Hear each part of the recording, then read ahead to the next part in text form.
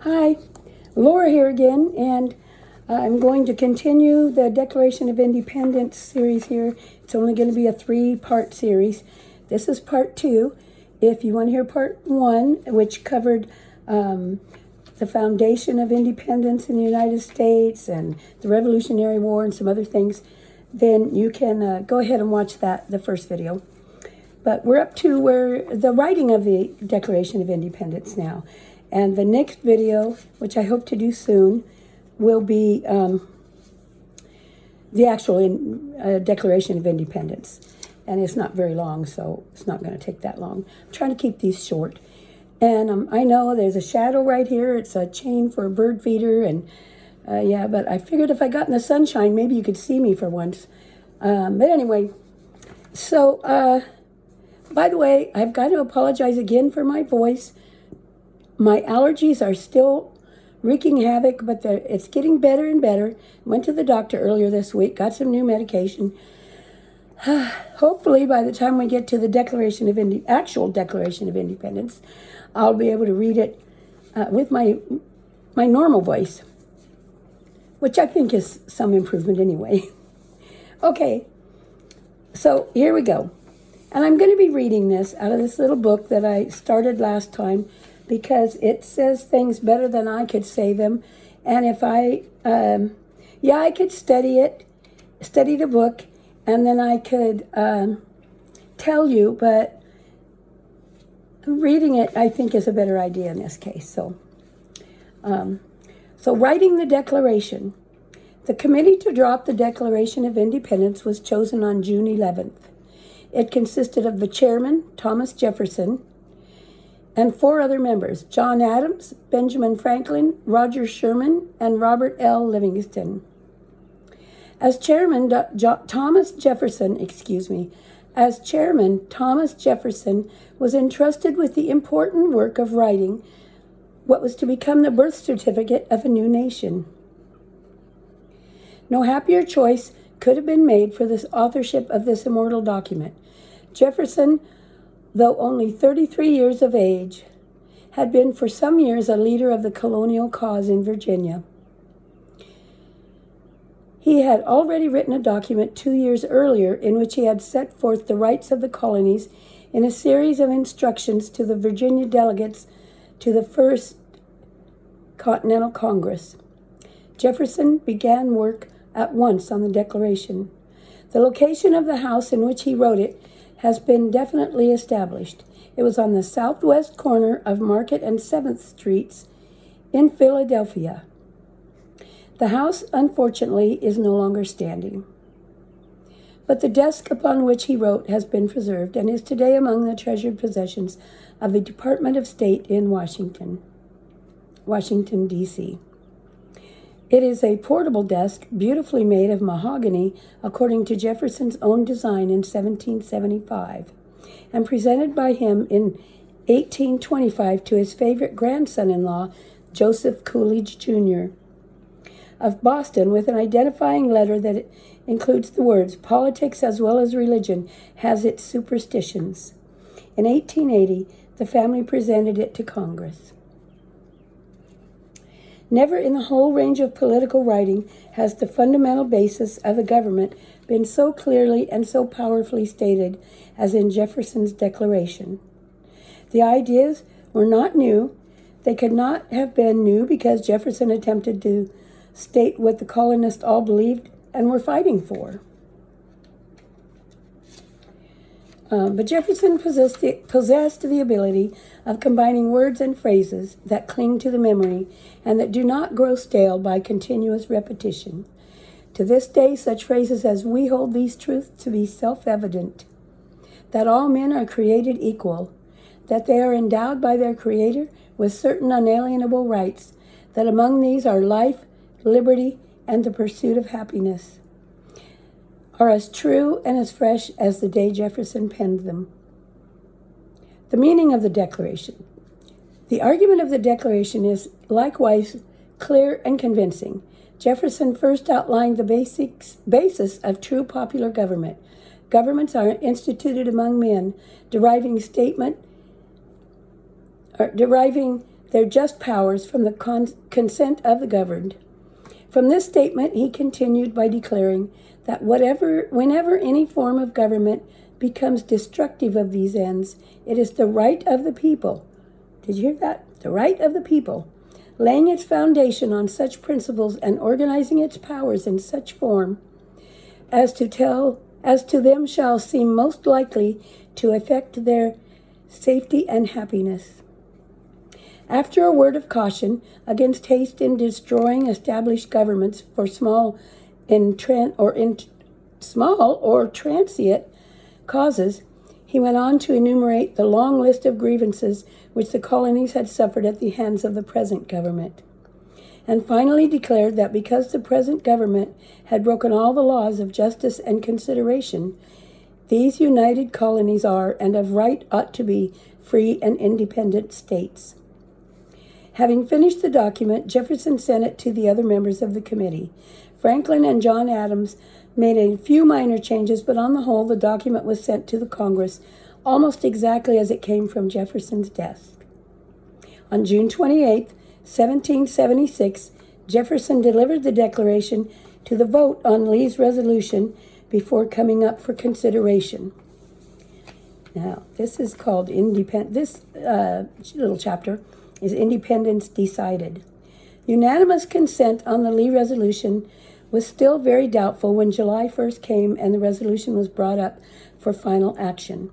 Each colony had one vote, the majority of the delegates casting it, while the minority counted for nothing. The delegates from New York still had no instructions from their colony as to what action they should take. The majority, the majority of the Pennsylvania delegates opposed independence, while the delegation from Delaware was equally divided. I lost my place.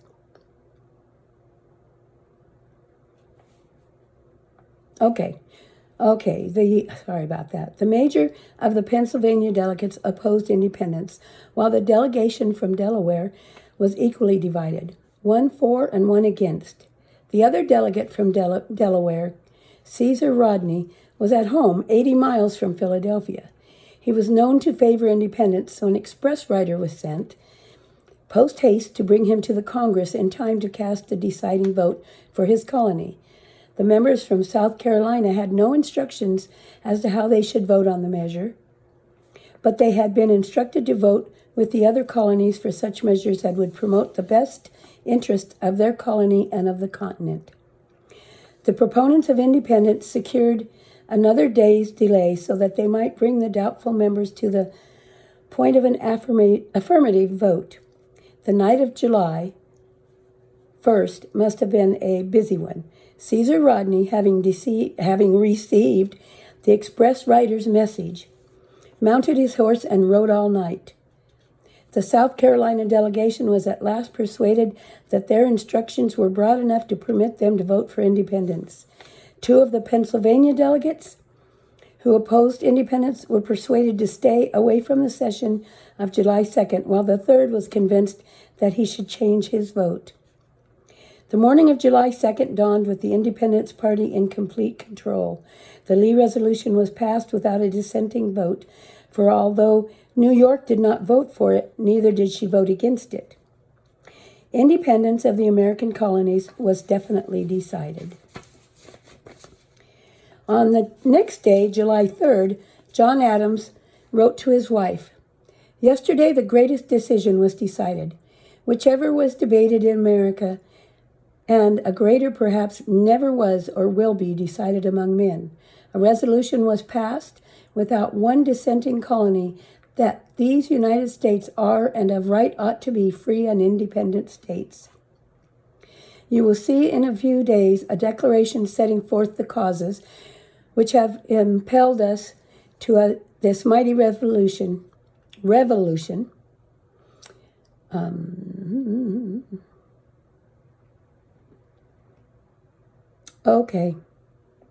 I'm sorry, sun's in my eyes and I'm losing my place.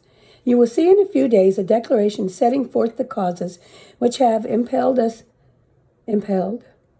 impelled us to this mighty revolution, and the reasons which will justify it in the sight of God and men.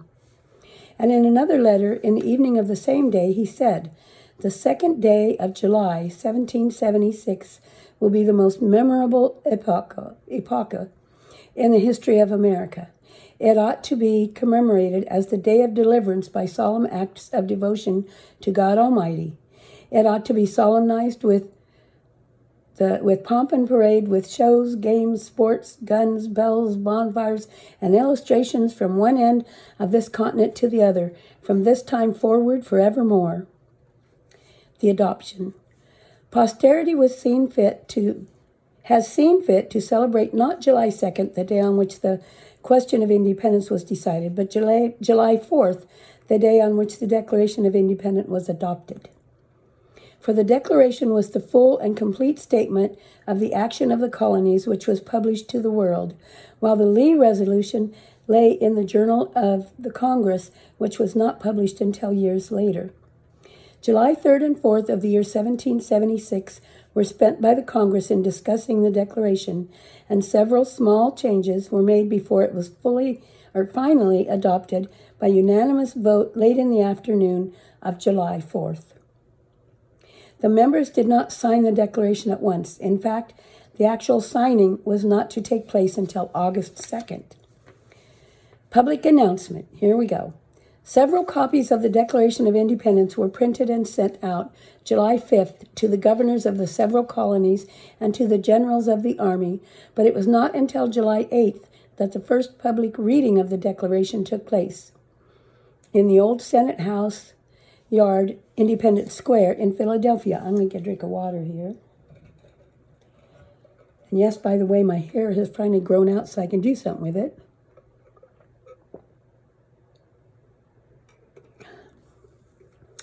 The cup my grandsons got me for Mother's Day a few years ago. It says beach vibes. It's my favorite water cup. Keeps it cold a long time. By order of Congress, the bell in the old State House, where Congress was in session, was rung to call together the citizens of Philadelphia. Now known as the Liberty Bell, it had been cast originally in London in 1752 and was twice recast by Pass and Stowe in Philadelphia. In 1753, it again hung in the old State House at Independence Hall. The inscription on the bell was indeed prophetic. Proclaim liberty throughout all the land unto all the inhabitants thereof. This bell is to be seen today in Independence Hall, though it was silenced in 1835 when it cracked while tolling for the funeral of John Marshall. But on July 8, 1776, it announced in loud tones to the people of Philadelphia that a new nation had been born. An eyewitness of that occasion described it as follows. There was a large assembly of people in the yard who had been summoned by the tolling of the Liberty Bell, as there had been many times before on the occasion of some public event. Passing through the assembled crowd, the procession of officials who had charge of proclaiming this state paper to the people reached the platform, at which time the Liberty Bell ceased ringing. Colonel John Nixon, to whom the High Sheriff of Philadelphia had delegated the reading, stood up in the silence. He was a strong-voiced and open-featured man. He began reading with the words, "In Congress, July 4th, 1776. A declaration of the representatives of the United States of America," and read through the important document, and it was accepted with general applause and heartfelt satisfaction. Everywhere the public reading of the Declaration of Independence was received with the same burst of enthusiasm. It was read in courts and council halls, or on public squares and village greens, from pulpits and platforms. It was received with processions, banquets, and salvos of cannon fire. In Philadelphia, the people tore down the late king's arms from the State House and burned them in a bonfire in Independence Square. In New York, the troops and citizens together, after hearing the Declaration read, proceeded to Bowling Green and dragged down the leaden equestrian statue of George III, which was melted up into bullets for the Patriots' rifles. The citizens of Savannah, Georgia, after a day of feasting, burned George III in effigy and read a mock funeral service over his grave. The signing. This will be the last thing before I read the declaration itself, which will be in my next video. It'll be a little shorter. It's not that long. The signing. Congress on July 19th ordered the declaration to be fairly engrossed on parchment, and this copy is the one which was finally signed by the members on August 2nd, 1776. When John Hancock, as President of the Congress, affixed his bold signature to the immortal document, where all nations should behold it and all time should not efface it, he is reported to have said upon laying down his pen, "There, John Bull can read my name without spectacles and may now double his reward of £500 for my head. That is my defiance." The other members then signed the declaration. In all, there were 56 signers, and it is very likely that fewer than 50 signed it on August 2nd. The others signed in various times, even as late as 1781, when Thomas McKean, who had voted for the declaration on July 4th and left Philadelphia almost at once to join the army, was allowed to sign. In fact, 7 of the signers were newly elected members of Congress who had not been present to vote for it, and 7 others who had voted for it on July 4th were no longer of the member and therefore did not sign.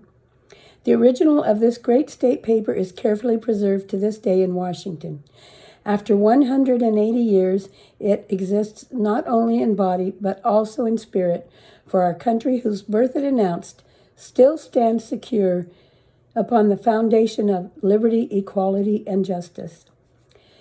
These are the great cornerstones of American independence, firmly set in place on July 4th, 1776, when the Continental Congress adopted the Declaration of Independence. And now, next time, I will read the Declaration itself, and hopefully my voice will be back, or a better version of it than this. But anyway, I hope you're kind of enjoying this. I'm doing it for educational purposes, because I know there are people out there who don't know these facts, and some of the younger generations, I'm not sure what history they've been taught anymore. So, just to refresh people's memories or whatever, I really encourage you to share this, because I think it's encouraging. For me, it's encouraging to read these words and to look at the Declaration of Independence again and realize how just exactly what it says and the spirit of what it says. Because in view of right now in 2026 and the things going on in the world, and especially in our country, meaning the United States of America, which I was born and have lived in all my life, there's so much going on here that, well, let's just say there's a lot going on. And I'll let you come to your own conclusions. But I think a good look at the Declaration of Independence is a good idea. After this, we will be looking at, after the next video, at some point, I'll probably take a break for a little bit, doing a couple of other things I have ideas in mind for videos. And eventually what I want to do is read the Constitution to you. Now, I know that can be boring, but you can always skip those and just go to the others. I'll make sure that in the titles, in the description, that there's a title there that tells you that it's the Constitution, and you'll know it's being read, and if it's boring to you, you can skip on past it. But you might, if you listen to it, you might find out some things that you forgot or never knew were in there. So maybe you can listen to it while you're washing the dishes, or washing the car, or bathing the dog, or painting the house. I don't know, the things you do. I was listening to some things this morning while I was sitting and sewing. Yeah, I don't have a sewing machine, so I hand sew everything. So it takes a while. And it's good to have something to listen to. So, okay, I'm saying bye for now, and I will see you next time. Stay safe, keep your peace, and ad astra.